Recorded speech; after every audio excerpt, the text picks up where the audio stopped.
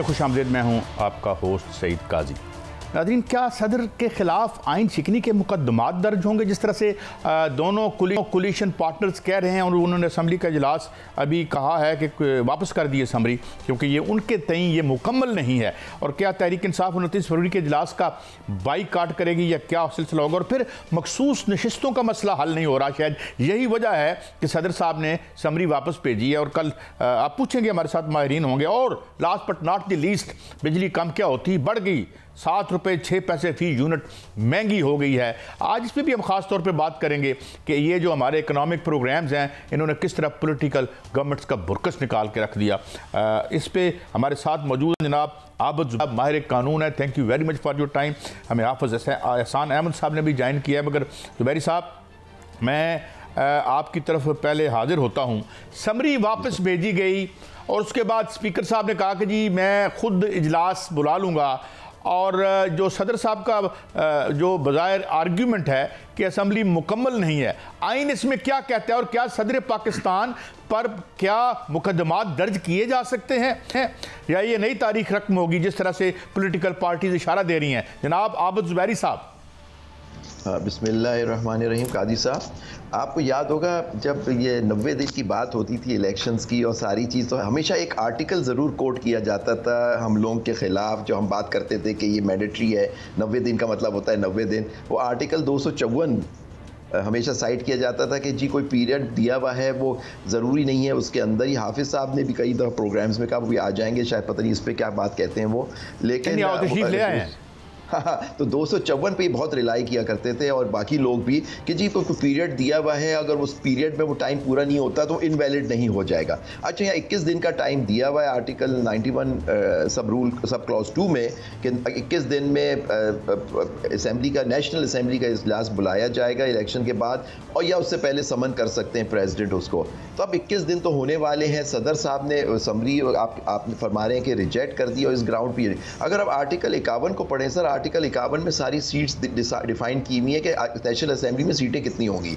326 सीटें हैं तो मिला के औरतों की, और फिर 10 सीटें रिजर्व्ड हैं फॉर माइनॉरिटीज़, तो 336 होते हैं, और शायद वो 342 तक हो जाता है, कुछ एक्स्ट्रा सीट्स हैं तो असेंबली। और फिर आर्टिकल 51 क्लॉज 6 पढ़े तो उसमें लिखा है कि इलेक्शन पूरा दिया हुआ है कि नेशनल असेंबली होगी, डायरेक्ट जनरल इलेक्शंस होंगे, और फिर रिजर्व सीट्स होंगी ख़वातीन की और माइनॉरिटीज़ की, अक़लियत की, वो मिला के आपकी नेशनल असेंबली मिलती है। और ये सब चीज़ें 21 दिन के अंदर, जब 21 दिन का पीरियड हुआ है ताकि इंडिपेंडेंस को हक मिल जाए, वो किसी पार्टी पे शमूलियत इख्तियार कर लें, और ताकि उस पार्टी का जो शेयर बनेगा रिजर्व सीट्स में, उसके हिसाब से उसकी कैलकुलेट कर लिया जाए। तो अब इशू ये है कि नेशनल असेंबली में तो ये रिजर्व सीट्स का मामला ही नहीं कर रहे। तो इस वक्त तो आपके डायरेक्ट इलेक्शन 266 का हुआ है, लेकिन उसमें भी कुछ लोगों का इंतकाल हो गया, तो उससे अब इसका असेंबली का इजलास कैसे बुलाया जाए? सदर यही तो कह रहे हैं कि आप पहले इसको मुकम्मल करें, फिर आप इजलास बुलाएं। बात तो सही कर रहे हैं, लेकिन इशू ये है कि 21 दिन के अंदर अगर आज इजलास हो सकता है तो किस असेंबली का होगा? नेशनल असेंबली तो मुकम्मल ही नहीं है अभी,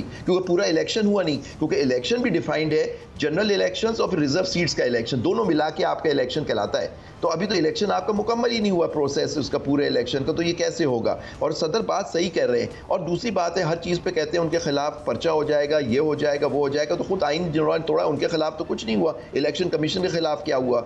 PDM के रहनुमाओं के खिलाफ क्या हुआ जिन्होंने आइन को तोड़ा और चीज़ें तोड़ी उन्होंने आइन के अंदर इलेक्शंस ना करा के?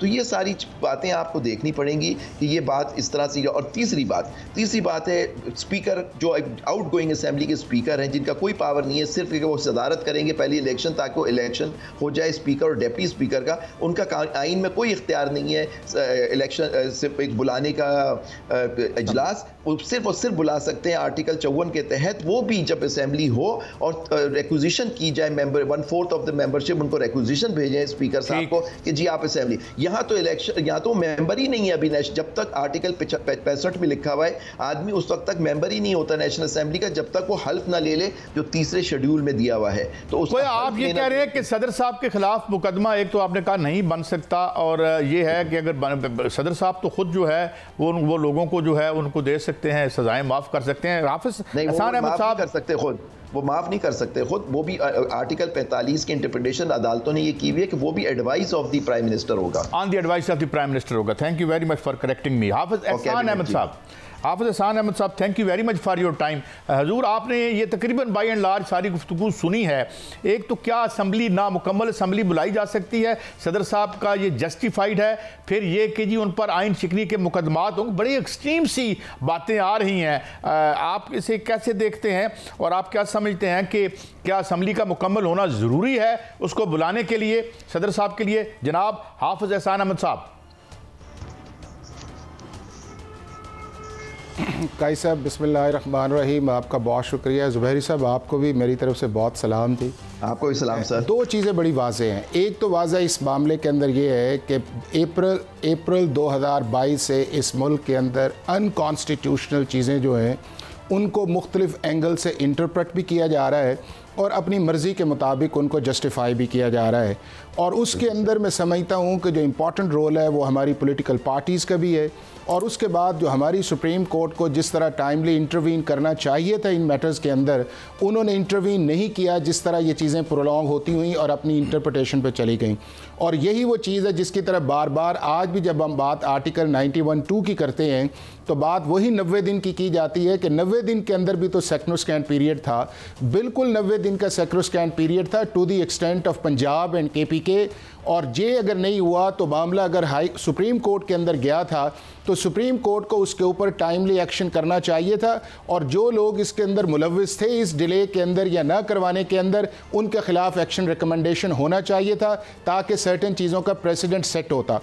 अब ये है कि आपने दो चीज़ें कही हैं। एक चीज़ आपने कही है कि क्या प्रेसिडेंट ऑफ पाकिस्तान के ख़िलाफ़ एक्शन हो सकता है, तो बिल्कुल प्रेसिडेंट ऑफ पाकिस्तान के ख़िलाफ़ एक्शन हो सकता है, और वो एक्शन होने की अगर वो आर्टिकल 5 या 6 के ऊपर वो चीज़ें आती हैं तो किसी भी शख्स के ख़िलाफ़ हो सकता है जो किसी भी कॉन्स्टिट्यूशनल ऑफिस को होल्ड करता है। अब प्रेसिडेंट ऑफ पाकिस्तान के मुतालिक जो है दो observation supreme court of Pakistan की आ चुकी हैं, अपने ऑर्डर्स के अंदर आ चुकी हैं उनके ऑफिस से मुतालिक। एक, जब अप्रैल का वोट ऑफ नो कॉन्फिडेंस का एक केस आया था तो जब सुप्रीम कोर्ट ने उसको स्ट्राइक डाउन किया तो एक मेंबर्स फाजल बेंच ने उसके अंदर अपनी ऑब्जर्वेशन दी और प्रेसिडेंट ऑफिस के मुतालिक रिमार्क्स किए, और उन्होंने कहा कि इसके ऊपर ऐसी चीज़ें आई हैं कि जिसके अंदर एक कॉन्स्टिट्यूशन वायलेशन आई है। दूसरा ये है कि जब हमारे मुल्क के अंदर इलेक्शंस का इशू चल रहा था तो उस वक्त भी एक डिटेल जजमेंट आई थी, और उस वक्त भी ये कहा गया था कि जो प्रेसिडेंट को काम करना चाहिए था वो नहीं कर रहे, और जो नहीं करना चाहिए था वो उन्होंने किया, और उसके ऊपर भी एक डिटेल ऑब्जर्वेशन आई और जस्टिस मियां खेल की ऑर्डर्स की ऑब्जर्वेशन आई। अब दूसरा कैसा मामला ये है कि जो 91(2) जो है, 91(2) एक सिंपल सा एक आर्टिकल है जिसके अंदर वो ये कहता है कि अगर कोई पाकिस्तान के अंदर जनरल इलेक्शन होता है तो उसके बाद जो नेशनल असम्बली है, और 91 पूरा एक गवर्नमेंट कॉम्पोजिशन का एक प्रिस्क्राइब करता है कि इजलास किस तरह होगा, स्पीकर डिप्टी स्पीकर का इलेक्शन किस तरह होगा, प्राइम मिनिस्टर का इलेक्शन किस तरह आएगा, प्रेसिडेंट का रोल क्या है, प्राइम मिनिस्टर जो है वो किस तरह जाके ओथ लेगा। सिंपल सा है, उसको भी हमने अपने कॉम्प्लिकेट और अपने पोलिटिकल के ऊपर ले गए। 91(2) ये कहता है कि 21 दिन के अंदर अंदर सदर पाकिस्तान जो है वो इजलास बुला सकता है, और उसको किसी समरी की भी ज़रूरत नहीं है। प्रेसिडेंट के 3 तरह के फंक्शंस हैं। एक, प्रेसिडेंट का फंक्शन ये है कि जो आर्टिकल 48 के ऊपर चलता है कि वो on the advice of the prime minister. दूसरा उसका फंक्शन ये है on the advice of the cabinet, या उसके बाद आपकी जो लेजिस्लेशन आती है। और तीसरा, प्रेसिडेंट ऑफ पाकिस्तान के इनहेरिटेड फंक्शंस हैं कि जो बगैर किसी एडवाइस के चलते हैं। नंबर 1 कि अगर किसी प्राइम मिनिस्टर के खिलाफ vote of no confidence succeed होती है, नया प्राइम मिनिस्टर कोई नहीं आता, तो बगैर किसी समरी के प्रेसिडेंट जो है वो नया इलेक्शन कॉल कर सकते हैं। नंबर 2 उसके एक बात आपसे पूछना चाहता हूं, जरूरत नहीं है, आप इसे सवाल कर रहा हूं जी, कि ये जो अभी जुबैरी साहब ने कहा कि असेंबली मुकम्मल नहीं है, अभी उसमें जो रिजर्व सीट्स हैं, जो अकलीती हैं, वो नहीं आए, तो सदर has the justification to send back the summary के पहले इसको मुकम्मल करें। इस पे आपका क्या व्यू है इन ब्लैक एंड वाइट? काई साहब, ये मैं आपको बताता हूं कि सदर को कोई जस्टिफिकेशन नहीं है। नंबर वन ये है कि ना वो समरी पेंड कर सकता है, ना रिटर्न कर सकता है, और ना ही समरी की ज़रूरत है 91(2) के लिए। अब आपका ये पर्टिनेंट क्वेश्चन ये है रिजर्व सीट्स के लिए। अब रिजर्व सीट जो है हमारा कॉन्स्टिट्यूशन का आर्टिकल 51 है, जिसकी तरफ जुबैरी साहब ने भी इशारा किया था, और वो बुनियाद बनाता है प्रोपोर्शनल सीट्स के ऊपर, और इंडिपेंडेंट कैंडिडेट्स को ऑप्शन देता है कि वो 3 दिन के अंदर किसी भी पॉलिटिकल पार्टी को जिसकी पार्लियामेंट्री प्रेजेंस मौजूद है असेंबली के अंदर उसको ज्वाइन कर सकते हैं। और जिन जिन ने इस प्रेजेंस के अंदर ज्वाइन किया है उन पॉलिटिकल पार्टीज को रिजर्व सीट्स मिल गई हैं। अब अगली चीज़ ये है कि 3 दिन पूरे हुए थे, इलेक्शन कमीशन ऑफ पाकिस्तान को ये चाहिए था कि इस पॉलिटिकल पार्टी को नोटिस देते और इंडिपेंडेंट कैंडिडेट्स को नोटिस देते, और उन्हें ये कहते कि जी आप हमें एक्सप्लेन करें कि 51(4) के आप नीचे आते हैं या नहीं आते हैं। हमारा ख्याल ये है कि आप नहीं आते, उसके ऊपर एक ऑर्डर करते और वो ऑर्डर हाई कोर्ट या सुप्रीम कोर्ट के अंदर चला जाता। इलेक्शन कमीशन का डिले करना इस सारी सिचुएशन को उसने ठीक हो गया। हाफिज साहब, मैं आपका टेक आ गया है, वो सिर्फ वही लोग नहीं आ रहे जो कॉन्स्टिट्यूशनली नहीं है। दो मुख्तलिफ नुक्ता आए नज़र सामने आए। जुबैरी साहब, मैं आपकी तरफ आता हूँ। बड़ी तफसील से रोशनी डाली हाफिज एहसान अहमद साहब ने। एक तो ये कि वो कह रहे हैं कि असम्बली वापस नहीं कर सकते, तो लिहाजा जो आर्ग्यूमेंट है of the incompletion of the assembly वो गोया उनकी नज़र में नहीं है। और साथ उन्होंने कहा कि जी केसेस भी हो सकते हैं उन पर आर्टिकल 6 के तहत, जो कि बड़ा संगीन आर्टिकल है। तो क्या कोई ऐसी सिचुएशन क्रिएट होगी है जिसमें हम सदर साहब पर इस तरह का केस बना सकें खुदा खास्ता? देखिए, पहली बात है कि due respect point is that कि समरी की बात हो है ही नहीं। अभी तो फरमा रहे थे हाफिज साहब कि जी उनको समरी की ज़रूरत ही नहीं है, उनको वो खुद ही कॉल करेंगे। अगर नहीं भी करते तो ऑटोमेटिकली 21 दिन में हो जाना चाहिए। एक जजमेंट भी है कोर्ट की, 2 कश्मीर के हाई कोर्ट की है या सुप्रीम कोर्ट की, लेकिन आज़ाद जम्मू कश्मीर की, लेकिन जजमेंट है कि जी वो क्योंकि आर्टिकल 54 और आर्टिकल 91(2) अलग अलग पढ़े जाते हैं, जिसके अंदर समन करता है प्रेसिडेंट समरी को। तो यहाँ लेकिन यहाँ बात हो रही है कि आपको नेशनल असेंबली का इलेक्शन के बाद समन करना है या बुलाना है असेंबली का 21 दिन में, नेशनल असेंबली को मिलना है। नेशनल असेंबली आपके 342 लोगों पे मुश्तमिल है, और वो प्रोसीजर दिया हुआ है कि आपका इलेक्शन होगा, रिजर्व सीट का इलेक्शन होगा, फिर आपकी मुकम्मल असेंबली होगी। ये कह देना कि जी वो मुकम्मल नहीं तो आप उसको बुला लें, मैं नहीं समझता ये कानूनन सही है। या तो सुप्रीम कोर्ट या कोई हाई कोर्ट इसकी तशरीह कर दे कि जी आप नामुकम्मल असेंबली को भी बुलाना आप पे पाबंद हैं, तो ठीक है, फिर आपने कोई वायलेट किया आपने। दूसरी बात है आर्टिकल 248 है कॉन्स्टिट्यूशन का, वो पूरी इम्यूनिटी देता है प्राइम मिनिस्टर, गवर्नर्स, मिनिस्टर्स और प्रेसिडेंट को अपने फंक्शन में। हाँ, अनकॉन्स्टिट्यूशनल वो एक चीज़ करेंगे। हाफिज साहब ने एग्जाम्पल दी वो नो कॉन्फिडेंस। अच्छा, नो कॉन्फिडेंस की जो बात थी, पॉइंट इज प्रेसिडेंट तो ऐड कर रहा था एडवाइस पे। अब मियाँ खेल साहब ने एक नोट लिख दिया, जस्टिस मियाँ खेल ने, वो पूरी मेजॉरिटी जजमेंट तो नहीं थी उस केस की, उसकी मेजॉरिटी जजमेंट तो आई थिंक बंदियाल साहब ने, जस्टिस मुनीब अख्तर ने लिखी थी। साहब, जनरल मुशर्रफ ने भी तो एडवाइस पे ही एक्ट अपॉन किया था ना? नहीं सुन ले, वो नहीं, कौन किस चीज़ पे उन्होंने जो 3 नवंबर की थी वो किसी एडवाइस पे नहीं की थी। यहाँ प्राइम मिनिस्टर की एडवाइस आई कि इमरजेंसी लगी थी, उसकी एडवाइस तो शौकत अजीज ने भिजवाई थी ना, वो होगी। लेकिन पॉइंट इज दैट कि उन्होंने 3 नवंबर का जो इमरजेंसी नहीं थी, उन्होंने एक तरह से मार्शल लॉ लगा दिया था, पीसीओ लगा दिया था, उन्होंने वो ऑर्डर्स कर दिए थे, उन सबको डिक्लेयर किया गया कि ये इलीगल था। जो इस तरह से आपने जजेस को नजरबंद कर दिया, ये वो पूरा वो केस का बिल्कुल मुआवजा नहीं कर सकते आप। यहाँ तो एक कॉन्स्टिट्यूशनल बात हो रही थी, कोर्ट ने होल्ड किया कि आप नो कॉन्फिडेंस जो आपने हर चीज़ की और असेंबली को डिसॉल्व किया, स्पीकर ने जो बात की, कासिम सूरी साहब ने, वो सब गलत था, अनकॉन्स्टिट्यूशनल। लेकिन ये नहीं कहा और देखें, अनकॉन्स्टिट्यूशनल कोई चीज़ कर देना और आइन शिकनी करना दो अलग चीजें हैं। मैं समझता हूं 90 दिन में इलेक्शन ना कराना आइन शिकनी हुई, उस पर एक्शन नहीं हुआ इस मुल्क पे। आइन शिकनी और अनकॉन्स्टिट्यूशनल, देखिए कोई आपके ऑर्डर्स भी होते हैं, कोर्ट डिक्लेयर करती है कि जी इस मिनिस्टर ने या इस ऑफिसर ने एक जो ऑर्डर पास किया वो अनकॉन्स्टिट्यूशनल, या कोई कानून मुकर्रर बनाती है उसको कोर्ट डिक्लेयर करती है अनकॉन्स्टिट्यूशनल है, तो क्या उन्होंने आइन तोड़ दिया? नहीं, ऐसी बात नहीं होती। देखिए वो कहते हैं आइन से उसका तजाद है। आइन शिकनी की आप पे आर्टिकल 6 लगता है कि आपने आइन से गद्दारी की है, आपने, वो है आइन शिकनी। तो यहाँ गद्दारी अगर आप साबित कर दें, सदर कह रहा है कि मैं नहीं साइन करता समरी, पहली बात तो समरी उनको आनी उनकी जरूरत ही नहीं है, चले वो समरी नहीं साइन करते और उसकी वजह दे रहे हैं। कोर्ट जाए, कोर्ट में पर्चा कराएं उनके खिलाफ, जब वो हट जाए सदर से कि जी आपने आइन शिकनी की है, तो फिर बात होगी। आइन शिकनी नहीं है। और फिर 254 कहा गया while he is in the office, उनको कोर्ट नहीं बुला सकती। ये क्रिमिनल केस भी नहीं हो सकता उन पे। आर्टिकल 248(2) पढ़ लें आप, लिखा हुआ है क्लियर। 248 काजी साहब, सिर्फ 248 उनको इम्यूनिटी देता है टू द एग्जीक्यूटिव एक्शंस ही। जो कॉन्स्टिट्यूशनल डेविएशंस है, वायलेशंस हैं या ब्रीचेस है, उसके ऊपर 248 एग्जम्पशन नहीं देता।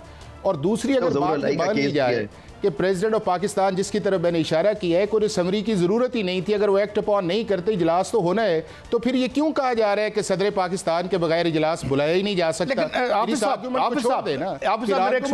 के अंदर आ गया कि स्पीकर ने वो इजलास बुलाया, ठीक है कि नहीं?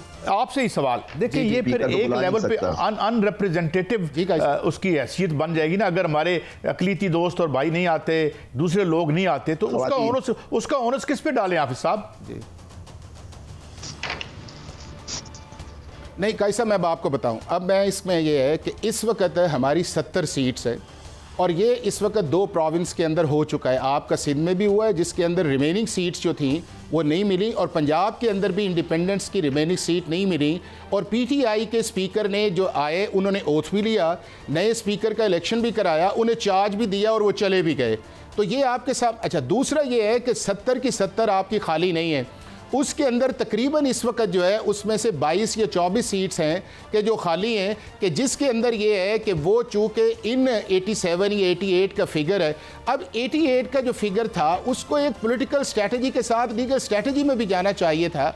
उन्हें ये पता होना चाहिए था कि हमारे पास ऑप्शन। अब आप ये देख लें कि आपके होते हुए इस सारे प्रोसेस के अंदर इलेक्शन के बाद उन्होंने कहा कि हमारा पहले जो था वो एक पाकिस्तान तहरीक इंसाफ नज़रियाती के साथ उन्होंने किया, वो उससे बैकआउट कर गए, चूँकि उनकी वो स्ट्रेटजी थी कि इलेक्शन सिंबल मिलेगा तो हमें रिजर्व सीट्स मिलेंगी, वो बैकआउट हुआ। उसके बाद मुत्तहिदा वहदतुल मुस्लिमीन का इशू आया, और जब वहाँ पे एक खप पड़ी किसी और चीज़ की, या इंटरनली एक्सटर्नली जो भी इशूज़ था, फिर उससे बैकआउट करके, हालांकि मुत्तहिदा की तो एक जिस महसूस ही वहदतुल मुस्लिमीन की।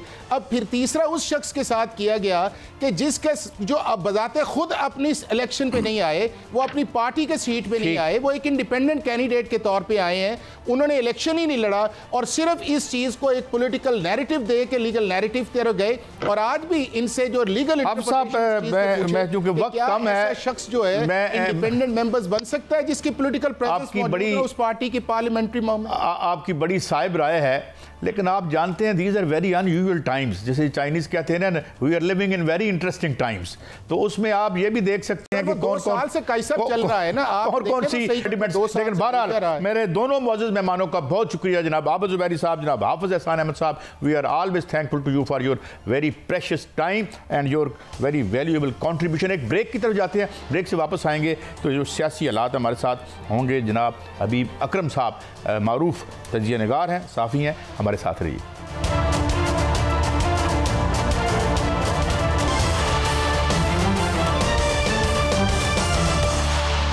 वेलकम बैक नाज़रीन। हमें ज्वाइन किया है मुमताज़ तजिया निगार जनाब हबीब अकरम साहब ने। थैंक यू वेरी मच हबीब अकरम साहब, and sorry for the little delay. ये फरमाइए कि जैसे मैं अभी कह रहा था कि we are living in very interesting times, तो ये बड़े दिलचस्प वक्त हैं। अभी बात हो रही थी हमारे 2 वकला साहिबान से, उनसे तो मैंने कानूनी तौर पर लिया, सदर साहब के खिलाफ मुकदमे की बात हो रही है, इनकम्प्लीट असम्बली की बात हो रही है। आपको कैसे अनफोल्ड करता ये जो पॉलिटिकल डिस्पेंसेशन है, चाहे सेंटर में हो चाहे पंजाब में हो, ये कैसे आपको अनफोल्ड करती नज़र आती है? और ये आप समझते हैं कि हालात इस नहज तक जाएंगे कि पहली दफ़ा हमारे सदर मोहतरम पर खुदा न खास्ता आप इससे बाहर आएंगे जब तो मुकदमात भी होंगे? जनाब ये जो कह रही है पॉलिटिकल पार्टीज़ कह रही हैं, हम नहीं कह रहे। जनाब हबीब अकरम साहब। देखिए कायद साहब, जो पॉलिटिकल पार्टीज़ हैं वो तो इसी तरह के संगीन इल्ज़ामात लगाती रहती हैं और अपने मुखालिफिन के ऊपर, और ये इल्ज़ामात का सिलसिला कुछ हमने पहली दफ़ा नहीं देखा, इससे पहले भी लगता रहा है। और ख़ास तौर पर आपको याद होगा कि अप्रैल 2022 से इसमें एक तसलसल भी है कि बार बार एक ही बात की जाती है कि पाकिस्तान तहरीक इंसाफ जो है वो जमहूरी पार्टी नहीं है, और जब उसने असम्बलियाँ तोड़ी तो उसने गलत तौर पर तोड़ी, और फिर ज़ाहिर वो मामला अदालत में चला गया। लेकिन सदर के लिए हमारा, जब तक कोई शख्स सदर रहता है तो हमारा दस्तूर उसे वाज़े तौर पर एक प्रोटेक्शन देता है। वो इतनी बड़ी है कि उसके खिलाफ कोई मुकदमा उसके सदारत के दौरान का उसके पास नहीं, किसी के पास भी नहीं जा सकता, और बिलखुसूस उन उमूर में जिनमें वाहिद और आखिरी इख्तियार सदर का है। ये तो है कानूनी पहलू। लेकिन दूसरी साइड पे अगर आप देखें तो अब तक जितने भी मुकदमे पाकिस्तान तहरीक इंसाफ के खिलाफ बनाए गए हैं, उन सब का फ़ायदा पाकिस्तान तहरीक इंसाफ को हुआ है और नुकसान उन लोगों को उठाना पड़ा है जिन्होंने मुकदमे बनाए। तो इस पर्टिकुलर केस में भी दरअसल ये सिर्फ दबाव डालने की एक टैक्टिक है, वरना अच्छी तरह पता है पॉलिटिकल पार्टीज को, और ये जो कहने वाले हैं इनको भी पता है ऊपर कोई मुकदमा नहीं बन सकता। अच्छा हबीब साहब, ये 29 फरवरी को तहरीक इंसाफ की तरफ से कुछ आवाज़ें भी आ रही हैं कि ये कोई बायकॉट की बातें हो रही हैं। कुछ लोग कह रहे हैं यार आगे चलें, पर आगे चलना कुछ लोगों के लिए मुश्किल भी है क्योंकि माजी के साथ हम जुड़े होते हैं। तो आपको क्या नज़र आता है कि ये जो अब जो असम्बलियाँ बनी हैं, जो हमारे सामने आई हैं, ये कैसे काम करेंगी, कैसे आगे बढ़ेंगी? और ख़ास तौर पर इकनॉमिक बैकग्राउंड में आज आप देख लीजिएगा 7.25 या 7 रुपये 6 पैसे फिर बिजली की कीमत बढ़ गई है। तो ये अगला पीरियड आपको कैसे नज़र आता है अनफोल्ड करता? देखिए, इस गवर्नमेंट का और इन असम्बलियों का सबसे बड़ा प्रॉब्लम यह है कि इनकी लेजिटिमेसी मशकूक है। यानी वो इलेक्शन जिसकी बुनियाद पर इसके अराकीन ने अक्सरियत हासिल की है इन हुकूमतों की, उन अराकीन के बेशतर जो हासिल करदा वोट हैं वो फॉर्म 45 के को देखें तो अलग है और फॉर्म 47 को देखें अलग है। तो ये तो एक लीगल लेजिटिमेसी है। उसके साथ साथ अगर हम पब्लिकली भी देखें तो हम देखते हैं कि कुछ ज़्यादा भरोसा इस गवर्नमेंट की, यानी इस गवर्नमेंट के ऊपर लोगों का ये नहीं है कि ये वाकई मुंतखब है। अगर ये मुंतखब होते तो ये फैसले एतमाद के साथ कर लेते, लेकिन अब चूंकि ये इनका इंतखाब ही किसी न किसी दर्जे में मशकूक है और जिस पर अभी हतमी फैसला होना मुमकिन अभी होना बाकी है, तो इसलिए कायद साहब ये जो हुकूमत है ये हमेशा ऑन इट्स टोज रहेगी। यानी ये इस हुकूमत में कभी भी एतमाद नहीं आने पाएगा। ये जब भी फैसले करेगी तो उसकी कोई वो एक चोरों की तरह फैसले करेगी, तारीकी में फैसले करेगी और उनको दुरुस्त तरीके से अवाम के सामने पेश भी नहीं कर पाएगी और अवाम का भरोसा भी इनके ऊपर नहीं होगा कि जनाब आपके पास तो लेजिटिमेसी नहीं है। दूसरा उसके साथ साथ ये होगा कि अब जितने भी इनके वो लोग जो जिनके ऊपर ये इल्ज़ाम है कि उन्होंने फॉर्म 47 मैनेज कर लिया या किसी तरीके से इलेक्शन मैनेज करके वो असम्बली का हिस्सा बन गए हैं, तो अभी उनके खिलाफ इलेक्शन ट्रिब्यूनल्स में केस चल रहे हैं। आपको याद होगा कि 2013 से 18 के दरमियान 4 हलकों की बात होती रही और एक केस खुला था, वो था एयाज सादिक साहब का, उस वक्त NA 122 लाहौर का हलका था और उसमें दोबारा इलेक्शन करवाना पड़ा था। तो आपको याद होगा कि उस एक हलके में, और दूसरा जहांगीर खान तरीन साहब का हलका था जो लोधरा वाला था, और वो भी पाकिस्तान तहरीक इंसाफ ने वहां उस हलके को भी खुलवा लिया था। इन 2 हलकों के खुलने से पूरे का पूरा सिस्टम जो था वो एक दफा लरसने लगा था और फिर अल्टीमेटली हमने देखा कि इन 2 इलेक्शनों के बाद फिर मुसलसल लरसता ही रहा।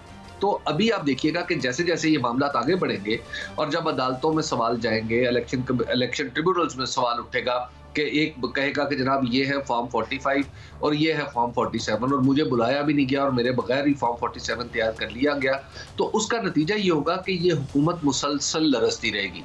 इसके पास कभी भी वो रास्ता, कभी भी इतनी ये मजबूत फुटिंग नहीं इसको मैसर होगी कि अपने पैरों पे अपने कद के साथ खड़े होकर कोई फैसला कर सके। तो लिहाजा जब हुकूमत फैसला कर पाएगी, अदम इस्तेकाम का तासुर उसके अंदर इनहेरेंट होगा और फिर मईशत जो है वो इतनी मुश्किल हालात में है और उसको भी नहीं संभाल पाएगी, तो आप देख सकते हैं कि हम एक दफ़ा फिर मुझे ऐसे लगता है कि आने वाला वक्त जो अदम इस्तेहकाम का वक्त होगा, शायद इस्तेहकाम अभी हमसे रूठा हुआ है। अच्छा, अभी लोधरा में मुझे बताया जा रहा था कि वहाँ पे तो दोबारा जो गिनती हुई है उसमें दोबारा से PMLN के लीडर जीत गए और ये भी कहा जा रहा है हबीब अकरम साहब कि कुछ सीटें और भी मुस्लिम लीग नून को मिलने वाली हैं शायद जो रीकाउंट में, तो वो बेनिफिशरी तो कहीं मुस्लिम लीग नून बनती नहीं नज़र आ रही। देखिए, असल सवाल यह है कि ये कहाँ पे ऑर्डर्स हुए हैं। अगर हम देखें, यानी जितनी दरखास्तें पाकिस्तान तहरीक इंसाफ की तरफ से या उसके नामजद करदा आज़ाद उम्मीदवारों की तरफ से इलेक्शन कमीशन तरफ गई हैं, तो वो सब की सब मुस्तरद हो गई हैं। उन्हें वक्ती तौर पर रिलीफ मिला, थोड़ा सा स्टे हुआ और उसके बाद खुद ब खुद ही मामला जो है वो PMLN की तरफ पलट गए। लेकिन उसके बरक्स PMLN ने जहां पर भी कोई दरखास्त की है तो वो फौरी तौर पर मंजूर कर ली गई, जैसे इस केस में हुआ। तो अगर ये रियायत है, अगर जो कि रियायत नहीं है, अगर ये रियायत है तो ये सिर्फ एक ही जमात के लिए क्यों है? ये एक ऐसा सवाल है जिसने इस पूरे के पूरे प्रोसेस के ऊपर, रिकाउंटिंग का प्रोसेस एक कानूनी प्रोसेस है, लेकिन जब एक तरफ 10 आदमी रिकाउंट मान रहे हों, 10 आदमी एक ग्लेयरिंग एग्जाम्पल पेश कर रहे हों कि कानून में लिख रखा है कि काजी साहब अगर आप और मैं इलेक्शन लड़ रहे हैं तो आपके और मेरे सामने या आपके और मेरे नामजद करदा लोगों के सामने फॉर्म 47 में फॉर्म 45 कंसोलिडेट होगा। इतनी ग्लेयरिंग एग्जाम्पल है और जो पेश की जा रही है कि जनाब यहाँ पे कानून बाकायदा तोड़ा गया है, वहां पे कोई रियायत नहीं मिल रही। उन्हें कहा जा रहा है कि आप इलेक्शन ट्रिब्यूनल्स की तरफ जाएं, लेकिन दूसरी तरफ जो है वो रियायतें मिल रही हैं। तो ये एक दिलचस्प अमर है पाकिस्तान के अंदर, और पाकिस्तान के इलेक्शन में जो कुछ हुआ है वो ऐसे लग रहा है कि पाकिस्तान के इलेक्शन के यानी मुकम्मल हो जाने के बाद भी नताइज आने का सिलसिला जारी है। चलें, ये तो ट्रिब्यूनल में जाते रहेंगे, मगर मैंने एक शॉर्ट सुनवाना है आपको सेनेटर सादिया अब्बासी साहिबा का। आपने यही वो कुछ की बात की, ये जरा ट्रिब्यूनल में। जी हबीब साहब आप बात मुकम्मल करें, मैं फिर शॉर्ट सुनवाता हूँ। मैंने आपको अर्ज किया कि कायद साहब ये जो आपने अभी एक फिक्रा अदा किया ना कि ट्रिब्यूनल में तो जाते रहेंगे, दरअसल ये है पूरे इस मामले की जान कि ट्रिब्यूनल के बारे में तकरीबन एक इत्तफाक राय है कि वहां पर फैसला नहीं होगा। तो जब फैसला नहीं होगा तो इसका फायदा किसको पहुंचेगा? इसके लिए तो कोई अफलातून होने की जरूरत नहीं। हबीब अकरम साहब आप मेरे साथ रहिए, ब्रेक का वक्त आ गया। जब ब्रेक से वापस आएंगे तो मोहतरमा सेनेटर या अब्बासी साहबा, जो खाकान अब्बासी साहब की साहबजादी हैं, उनको एक शॉर्ट सुनवाएंगे और हबीब अकरम साहब का एक टेक भी लेंगे। एक ब्रेक।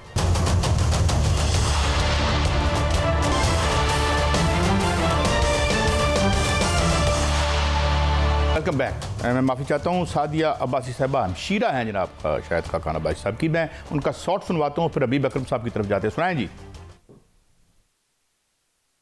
जो सीट्स उनकी बनती हैं वो उनको दी जाए। इस इलेक्शन की जो क्रेडिबिलिटी है वो दुनिया भर के सामने है। इस ऐवान में लोगों ने कहा कि चीफ इलेक्शन कमिश्नर को रिजाइन करना चाहिए था, और वाकई उनको करना चाहिए था, इसलिए कि जो इलेक्शन जो था वो शफाफ नहीं था।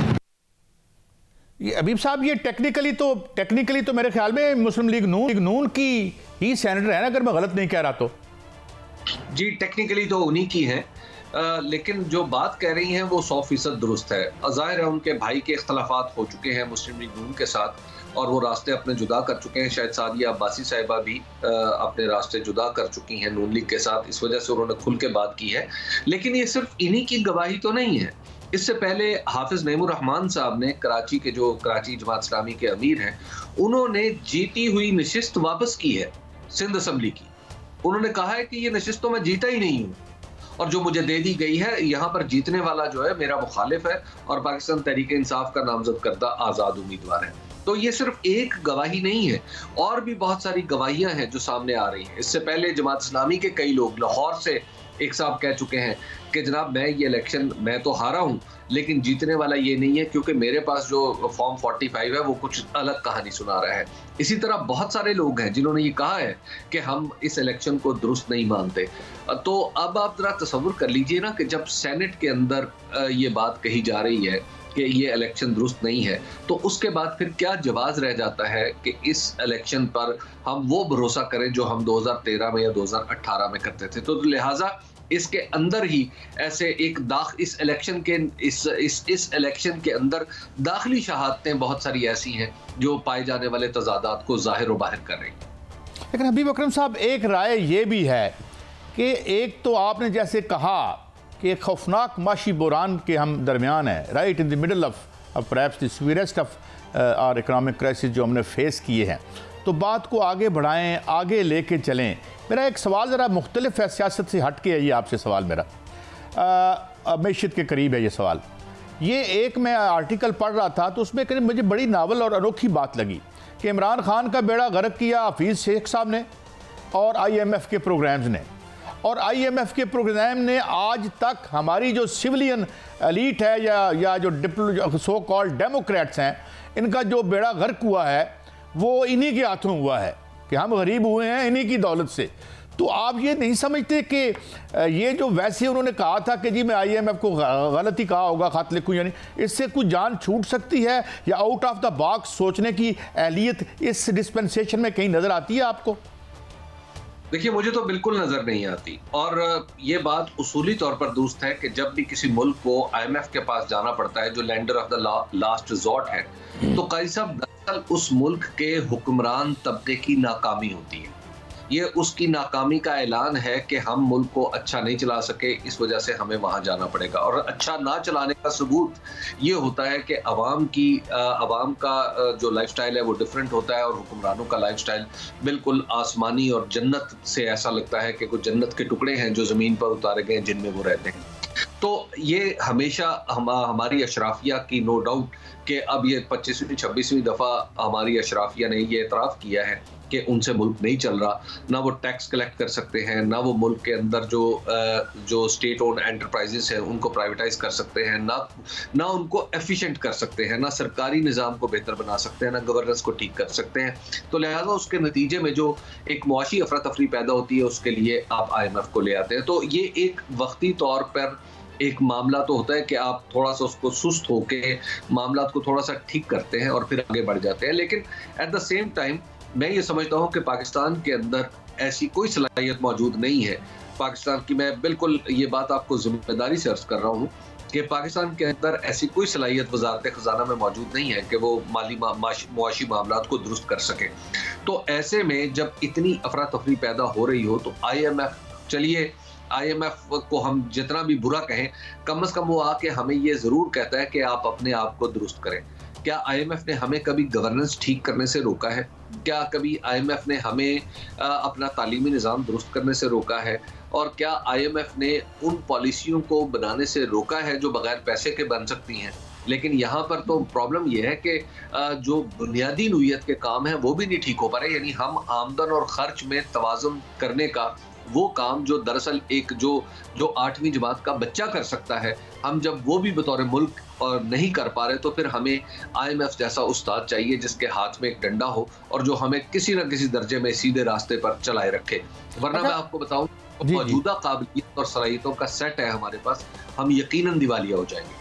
अल्लाह ताला हमें इससे महफूज रखे। लेकिन एक उम्मीद तो हम देखते हैं कि जो एक SIFC बना उसके बाद हमने देखा डॉलर की स्लाइड भी रुकी और अब लगता है कि आने वाले दिनों में चूँकि उसकी एक कानूनी हैसियत भी बन चुकी है तो वो उनकी भी जो है उसमें ज़्यादा होगी, यानी उनका रोल होगा। लेकिन सवाल ये है कि टेक्सटाइल इंडस्ट्री वाले कहते हैं जी कि अब अगर अगली कीमत जो आज बढ़ गई है गालबन, और साथ एक रिपोर्ट भी आई है कि जी रेगुलेटरी रिजीम जो है वो बिल्कुल खुद ये डान में मैं देख रहा था कि फारग है, इन्होंने कोई जो 2022-23 में 350 अरब रुपया इजाफा किया है इन्होंने हमारे सर्कुलर डेट में। तो काम तो बड़े बुनियादी नौइयत के करने पड़ेंगे टू रिट्रीव द सिचुएशन जी। और बेशुमार नुकसान भी जो है वो ज़ाहिर हो रहा है जो हमारी स्टेट ओन्ड एंटरप्राइजेस कर रही हैं। तो कहीं तो हमें जागना पड़ेगा, will have to wake up, otherwise तो ऑप्शन कोई नहीं है। हबीब साहब देखिए काजी साहब, ये जगा सकती है आपको कोई ऐसी हुकूमत जो गैर मामूली तौर पर मकबूल हो। जब ऐसी मखलूत हुकूमत जिसके खुद मैंडेट के ऊपर सवालिया निशान हों तो वो नहीं जाग सकते। आपको याद होगा 1992 में इंडिया में क्या हुआ था। इंडिया में वहाँ पे कांग्रेस की हुकूमत के वजीर, उसमें उस वक्त एक मखलूत हुकूमत थी अगरचे, लेकिन उसमें कांग्रेस लेड थी। लेकिन उस हुकूमत ने पूरी दिलसोजी के साथ मनमोहन सिंह साहब ने जो तकरीर की थी वो आज भी दुनिया के रिकॉर्ड का हिस्सा है। साउथ कोरिया में देख लीजिए, साउथ कोरिया में क्या हुआ था। साउथ कोरिया में बाकायदा तौर पर उनके वर्कर्स की रेमिटेंसेस, वर्कर्स की वेजेस को दुनिया के एक मुल्क में वर्कर की वेजेस के अगेंस्ट लोन लेके तरक्की का सफर शुरू किया गया था। और उसकी वजह यह थी कि वहाँ पे जो भी उस वक्त हुकूमत थी, अगरचे वो आमरीयत थी, लेकिन उसको अवाम की हमायत हासिल थी।